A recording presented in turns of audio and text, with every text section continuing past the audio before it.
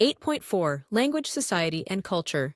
Society and culture influence the words that we speak, and the words that we speak influence society and culture. Such a cyclical relationship can be difficult to understand, but many of the examples throughout this chapter, and examples from our own lives, help illustrate this point. One of the best ways to learn about society, culture, and language is to seek out opportunities to go beyond our typical comfort zones. Studying abroad, for example, brings many challenges that can turn into valuable lessons. The following example of such a lesson comes from my friend who studied abroad in Vienna, Austria. Although English used to employ formal, thou, thee, and informal pronouns, you, today you can be used when speaking to a professor, a parent, or a casual acquaintance. Other languages still have social norms and rules about who is to be referred to informally and formally. My friend, as was typical in the German language, referred to his professor with the formal pronoun sie, but used the informal pronoun du with his fellow students since they were peers. When the professor invited some of the American exchange students to dinner, they didn't know they were about to participate in a cultural ritual that would change the way they spoke to their professor from that night on. Their professor informed them that they were going to dozen, which meant they were going to now be able to refer to her with the informal pronoun, an honor and sign of closeness for the American students. As they went around the table, each student introduced himself or herself to the professor using the formal pronoun, locked arms with her, and drank, similar to the champagne toast ritual at some wedding ceremonies, and reintroduced himself or herself using the informal pronoun. For the rest of the semester, the American students still respectfully referred to the professor with her title, which translated to Mrs. Doctor, but used informal pronouns even in class, while the other students not included in the ceremony had to continue using the formal. Given that we do not use formal and informal pronouns in English anymore, there is no equivalent ritual to the German dozen, but as we will learn next, there are many rituals in English that may be just as foreign to someone else. Language and social context. We arrive at meaning through conversational interaction, which follows many social norms and rules. As we've already learned, rules are explicitly stated conventions. Look at me when I'm talking to you. And norms are implicit, saying you've got to leave before you actually do to politely initiate the end to a conversation. To help conversations function meaningfully, we have learned social norms and internalized them to such an extent that we do not often consciously enact them. Instead, we rely on routines and roles as determined by social forces to help us proceed with verbal interaction, which also helps determine how a conversation will unfold. Our various social roles influence meaning and how we speak. For example, a person may say, as a longtime member of this community, or as a first-generation college student. Such statements cue others into the personal and social context from which we are speaking, which helps them better interpret our meaning. One social norm that structures our communication is turn-taking. People need to feel like they are contributing something to an interaction, so turn-taking is a central part of how conversations play out. Although we sometimes talk at the same time as others, or interrupt them, there are numerous verbal and nonverbal cues, almost like a dance, that are exchanged between speakers that let people know when their turn will begin or end. Conversations do not always neatly progress from beginning to end with shared understanding along the way. There is a back and forth that is often verbally managed through rephrasing. Let me try that again. And clarification. Does that make sense? We also have certain units of speech that facilitate turn-taking. Adjacency pairs are related communication structures that come one after the other, adjacent to each other, in an interaction. For example, questions are followed by answers, greetings are followed by responses, compliments are followed by a thank you, and informative comments are followed by an acknowledgement. These are the skeletal components that make up our verbal interactions, and they are largely social in that they facilitate our interactions.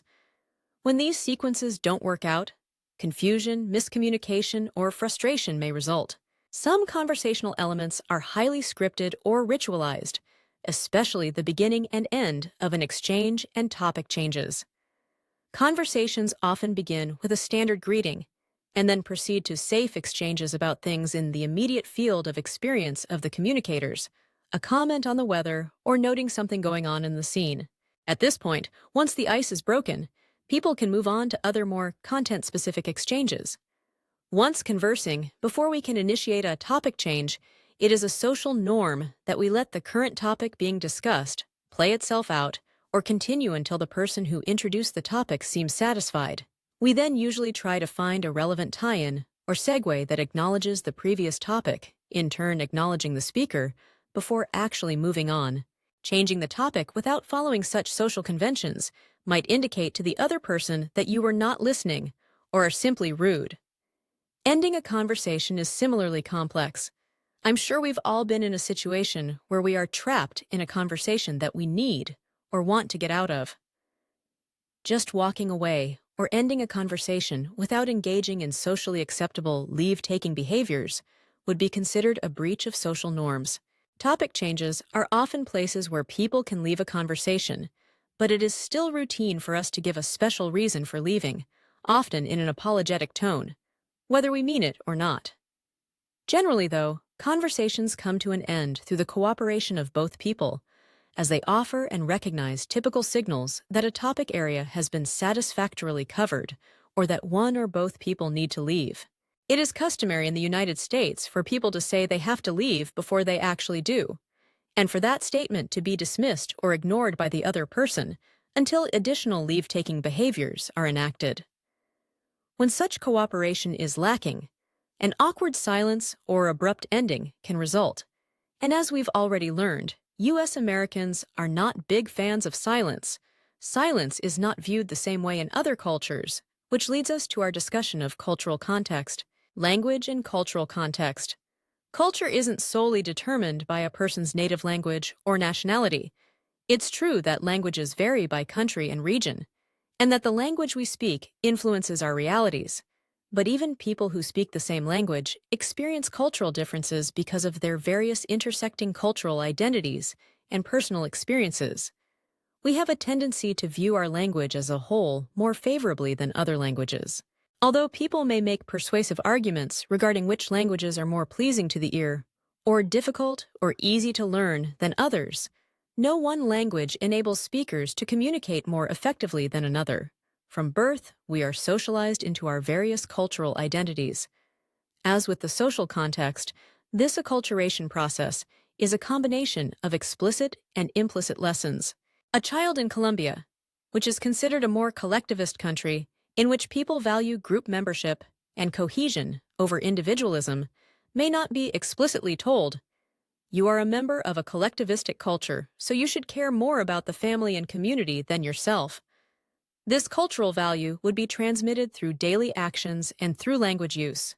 Just as babies acquire knowledge of language practices at an astonishing rate in their first 2 years of life, so do they acquire cultural knowledge and values that are embedded in those language practices. At 9 months old, it is possible to distinguish babies based on their language. Even at this early stage of development, when most babies are babbling and just learning to recognize but not wholly reproduce verbal interaction patterns, a Colombian baby would sound different from a Brazilian baby, even though neither would actually be using words from their native languages of Spanish and Portuguese. The actual language we speak plays an important role in shaping our reality. Comparing languages, we can see differences in how we are able to talk about the world. In English, we have the words grandfather and grandmother, but no single word that distinguishes between a maternal grandfather and a paternal grandfather. But in Swedish, there's a specific word for each grandparent. Morfar is mother's father, farfar is father's father, farmer is father's mother, and mormor is mother's mother. In this example, we can see that the words available to us, based on the language we speak, influence how we talk about the world due to differences in and limitations of vocabulary. The notion that language shapes our view of reality and our cultural patterns is best represented by the Sapir-Whorf hypothesis. Although some scholars argue that our reality is determined by our language, we will take a more qualified view and presume that language plays a central role in influencing our realities, but doesn't determine them. Culturally influenced differences in language and meaning can lead to some interesting encounters, ranging from awkward to informative to disastrous. In terms of awkwardness, you have likely heard stories of companies that failed to exhibit communication competence in their naming and/or advertising of products in another language. Similarly, American Motors introduced a new car called the Matador to the Puerto Rico market, only to learn that Matador means killer, which wasn't very comforting to potential buyers. At a more informative level, the words we use to give positive reinforcement are culturally relative. In the United States and England, parents commonly positively and negatively reinforce their child's behavior by saying, good girl or good boy. There isn't an equivalent for such a phrase in other European languages, so the usage in only these two countries has been traced back to the Puritan influence on beliefs about good and bad behavior. In terms of disastrous consequences, one of the most publicized and deadliest cross-cultural business mistakes occurred in India in 1984. Union Carbide, an American company, controlled a plant used to make pesticides. The company underestimated the amount of cross-cultural training that would be needed to allow the local workers, many of whom were not familiar with the technology or language jargon used in the instructions for plant operations, to do their jobs. This lack of competent communication led to a gas leak that immediately killed more than 2,000 people and over time led to more than 500,000 injuries. Accents and dialects. The documentary American Tongues, although dated at this point, is still a fascinating look at the rich tapestry of accents and dialects that makes up American English.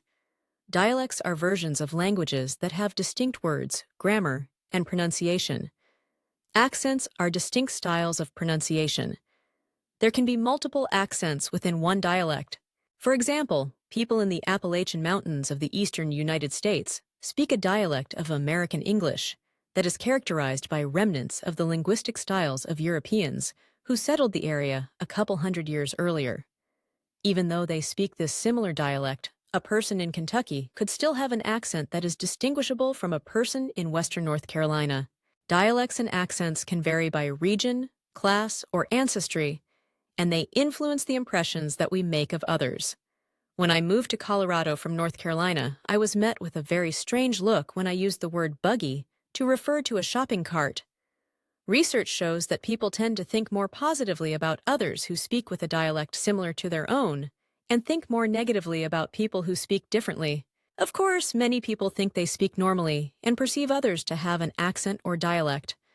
Although dialects include the use of different words and phrases, it's the tone of voice that often creates the strongest impression. For example, a person who speaks with a Southern accent may perceive a New Englander's accent to be grating, harsh, or rude, because the pitch is more nasal and the rate faster. Conversely, a New Englander may perceive a Southerner's accent to be syrupy and slow, leading to an impression that the person speaking is uneducated. Customs and norms. Social norms are culturally relative. The words used in politeness rituals in one culture can mean something completely different in another. For example, thank you in American English acknowledges receiving something, a gift, a favor, a compliment. In British English, it can mean yes, similar to American English's yes please, and in French, merci can mean no, as in no thank you. Additionally, what is considered a powerful language style varies from culture to culture. Confrontational language, such as swearing, can be seen as powerful in Western cultures, even though it violates some language taboos, but would be seen as immature and weak in Japan. Gender also affects how we use language, but not to the extent that most people think. Although there is a widespread belief that men are more likely to communicate in a clear and straightforward way, and women are more likely to communicate in an emotional and indirect way, a meta-analysis of research findings from more than 200 studies found only small differences in the personal disclosures of men and women.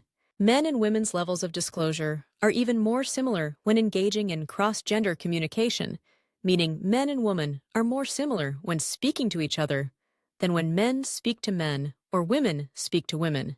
This could be due to the internalized pressure to speak about the other gender in socially sanctioned ways, in essence, reinforcing the stereotypes when speaking to the same gender, but challenging them in cross-gender encounters. Researchers also dispelled the belief that men interrupt more than women do, finding that men and women interrupt each other with similar frequency in cross-gender encounters. These findings, which state that men and women communicate more similarly during cross-gender encounters, and then communicate in more stereotypical ways in same-gender encounters, can be explained with communication accommodation theory. Communication accommodation and code switching. Communication accommodation theory is a theory that explores why and how people modify their communication to fit situational, social, cultural, and relational contexts. Within communication accommodation, conversational partners may use convergence, meaning a person makes his or her communication more like another person's. People who are accommodating in their communication style are seen as more competent, which illustrates the benefits of communicative flexibility. In order to be flexible, of course, people have to be aware of and monitor their own and others' communication patterns. Conversely, conversational partners may use divergence, meaning a person uses communication to emphasize the differences between his or her conversational partner and his or herself. Convergence and divergence can take place within the same conversation and may be used by one or both conversational partners. Convergence functions to make others feel at ease, to increase understanding, and to enhance social bonds. Divergence may be used to intentionally make another person feel unwelcome, or perhaps to highlight a personal, group, or cultural identity. For example, African American women use certain verbal communication patterns when communicating with other African American women as a way to highlight their racial identity and create group solidarity. In situations where multiple races interact, the women usually don't use those same patterns, instead accommodating the language patterns of the larger group. While communication accommodation might involve anything from adjusting how fast or slow you talk to how long you speak during each turn, code switching refers to changes in accent, dialect, or language. There are many reasons that people might code switch. Regarding accents, some people hire vocal coaches or speech-language pathologists to help them alter their accent. If a Southern person thinks their accent is leading others to form unfavorable impressions, they can consciously change their accent with much practice and effort. Once their ability to speak without their Southern accent is honed, they may be able to switch very quickly between their native accent when speaking with friends and family and their modified accent when speaking in professional settings. Additionally, people who work or live in multilingual settings may code switch many times throughout the day, or even within a single conversation. Increasing outsourcing and globalization have produced heightened pressures for code switching. Call center workers in India have faced strong negative reactions from British and American customers who insist on speaking to someone who speaks English. Although many Indians learn English in schools as a result of British colonization, their accents prove to be off-putting to people who want to get their cable package changed or book an airline ticket. Now, some Indian call center workers are going through intense training to be able to code switch and accommodate the speaking style of their customers. What is being called the Anglo-Americanization of India entails accent neutralization, lessons on American culture, and the use of Anglo-American sounding names like Sean and Peggy.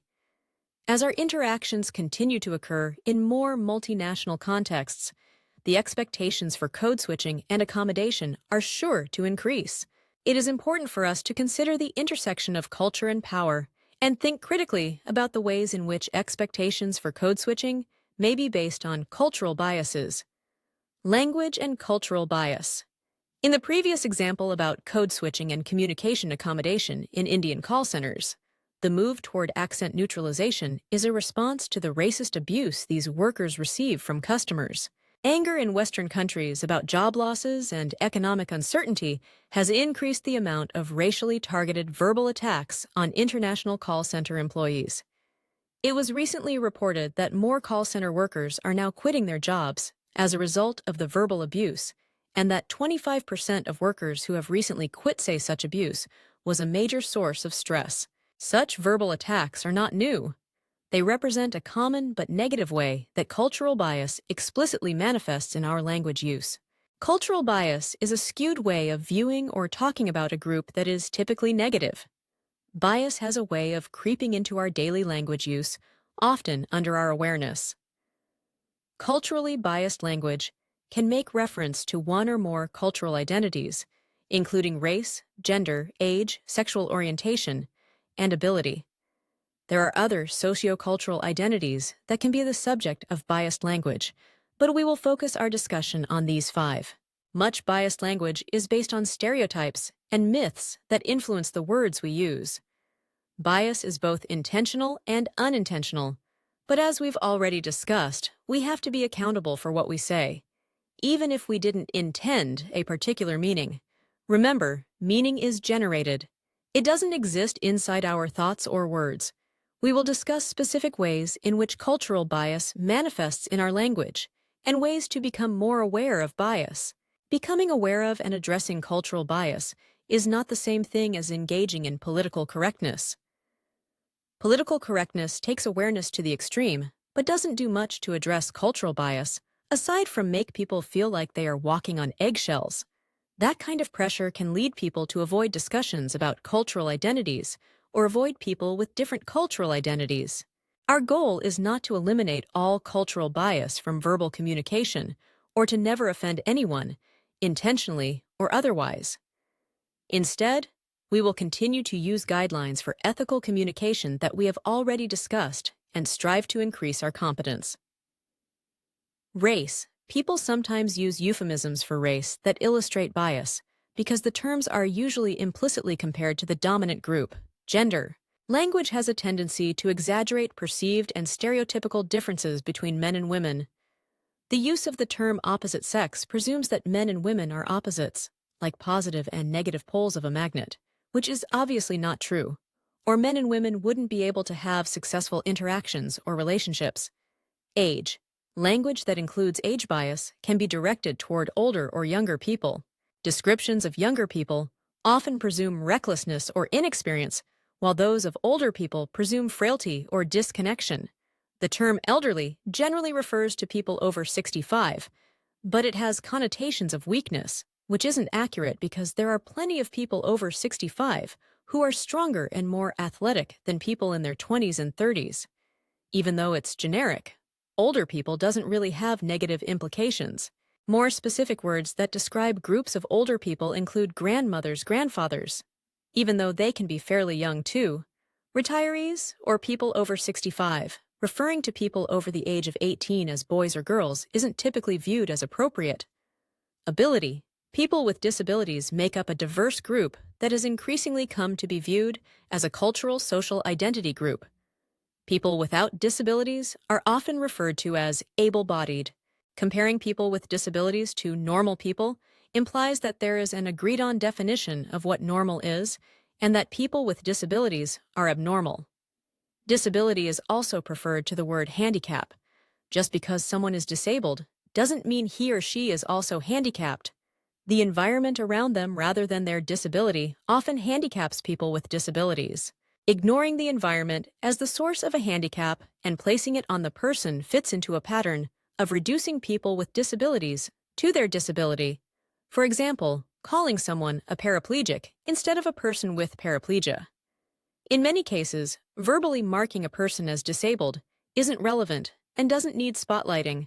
Language used in conjunction with disabilities also tends to portray people as victims of their disability and paint pictures of their lives as gloomy, dreadful, or painful. Such descriptors are often generalizations or completely inaccurate,